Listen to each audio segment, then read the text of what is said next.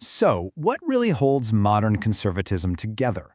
It's not just a random grab bag of policies, it's a whole philosophy, and it's built on a few core pillars.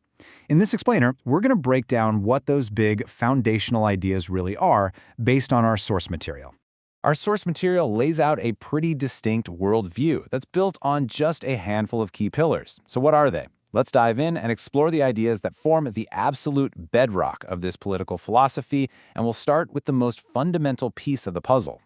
Okay, so everything, and I mean everything, starts with the individual. According to this philosophy, the individual person is the basic unit of society, not the group, not the state, not the collective. And that one single idea has some huge implications for how we think about things like freedom and responsibility. And this brings us right to a core tension, the one between the power of the state and your personal liberty. The central belief here is that these two things are basically on a seesaw. To maximize your freedom to choose your own path in life, the power and reach of the government has to be deliberately kept in check. But freedom is only half of the equation, right? The other side of that coin is personal responsibility. The idea is, with the liberty to shape your own life comes the duty to do it. The focus shifts inward, on improving yourself, on being accountable, instead of looking outward for someone or something else to blame. And this is where you see a really clear split in thinking.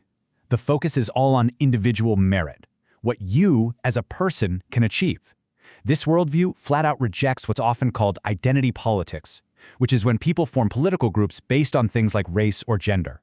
Instead, the argument is for a society built on the rights of each individual. All right, so if the individual is the building block, how do you actually build a society? Our next section dives into the blueprint for the social and economic order that grows out of these core principles. A key argument here is that for a society to be stable, it needs some kind of shared moral compass. This philosophy finds that compass in what it calls Judeo-Christian principles, big ideas like the existence of objective truth and the importance of virtue. And that stands in really sharp contrast to moral relativism, which is the view that right and wrong are kind of just a matter of opinion. So when you have that kind of moral framework, it naturally leads to some very clear positions on major social issues. It translates into strong support for the traditional family as a core pillar of society and, maybe most critically, a pro-life stance on abortion. From this perspective, it's not just a political choice, it's a fundamental moral question about the sanctity of life. Now let's talk about the economy. The absolute cornerstone here is free enterprise. The core belief is simple. When the government gets out of the way, competition thrives. And that competition is what unleashes innovation and creates the most prosperity for the most people. So what about the fact that some people have more money than others? Well, from this viewpoint, economic differences aren't automatically a sign that the system is broken. Instead, they're seen as a natural outcome of everybody having different skills, different levels of ambition, and putting in different amounts of effort in a competitive market. So what holds all of this together? Well, it's the rule of law. This means sticking very closely to the Constitution and often interpreting it through something called originalism, which is basically the idea that laws should mean what their authors originally intended them to mean.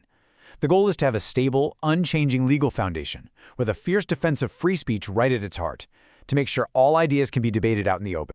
Okay, so this all leads us to a really big final question. What is the government actually for? If the main goal is to maximize individual liberty, what jobs are actually left for the state to do? And the answer, in a nutshell, is limited government. The core idea here is that the state's power isn't endless. It's strictly defined and held back by the Constitution, which acts like a wall to keep it from creeping into the lives and liberties of citizens. So what does limited government actually look like on the ground? Well, it means things like lower taxes, to keep money in the pockets of the people who earned it. It means deregulation, to get rid of rules that might stifle businesses. And it means being against huge welfare programs, which are seen as creating dependency instead of opportunity. And what about the rest of the world? When it comes to foreign policy, the guiding principle is pretty clear: peace through strength. The strategy isn't about looking for fights, it's about preventing them. The belief is that having a superior military, standing by your key allies, and being realistic about threats is the best way to stop aggression before it starts and keep the world stable. You've probably heard this one before, and it really gets to the heart of the approach to debate in public policy. It champions the idea that our arguments and our laws should be built on reason, on evidence, and on objective reality, not on emotional appeals or how somebody feels in the moment. So when you step back and look at the big picture, you see that these aren't just a random collection of ideas.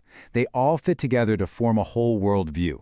It starts with one central figure, the free, responsible individual, and then logically builds outward from there to define the purpose of society, the economy, and the government. And that brings us to the fundamental question, doesn't it? We've explored the blueprint, but how does a framework built on these principles actually adapt and apply to the super complex, fast-moving challenges of the world today? Well, that's the ongoing debate. Thanks for joining us.